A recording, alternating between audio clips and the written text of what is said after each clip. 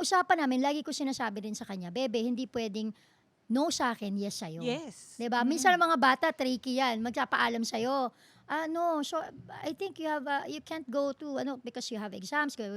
Biglang pupunta sa daddy, ganyan. Yung daddy hindi niya naman alam na may Na exam nas yung bata, 'di ba? Oo. Hindi naman sila masyadong updated Oo. kung ano yung mga ganap ng mga bata sa eskuwelahan. Tayong mga nanay ang mas nakakaalam. Usually I'm not saying para sa Oo. lahat gano'n. Pero kasi ako, in my own, 'di ba, experience, mas hands-on ako, mas alam ko nangyayari sa school ng mga anak ko, alam ko kung anong subject yung medyo mahina sila, alam ko yung strength nila.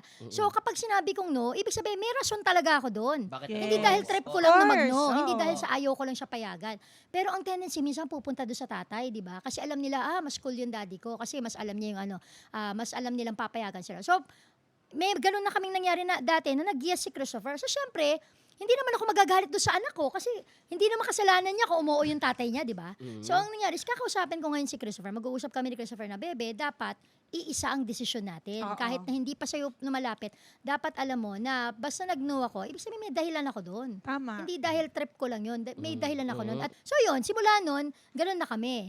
Na naiwasan na yung bad cop, good cop. Siyempre, laging kontrabida. Kontrabida na nga ako sa TV tsaka sa pelikula. Kontrabida pa ako sa mga anak ko, Redundant! di ba? Wag naman! Kaya, Redundant na to. Wag naman. kaya di ba? Kaya kinausap ko na yung asawa ko, ano tol, bida-bidahan ka na lang lagi, di ba? Ako, consistent talaga ako, kontrabida pa rin ako sa mga anak ko dahil hindi ako babaya.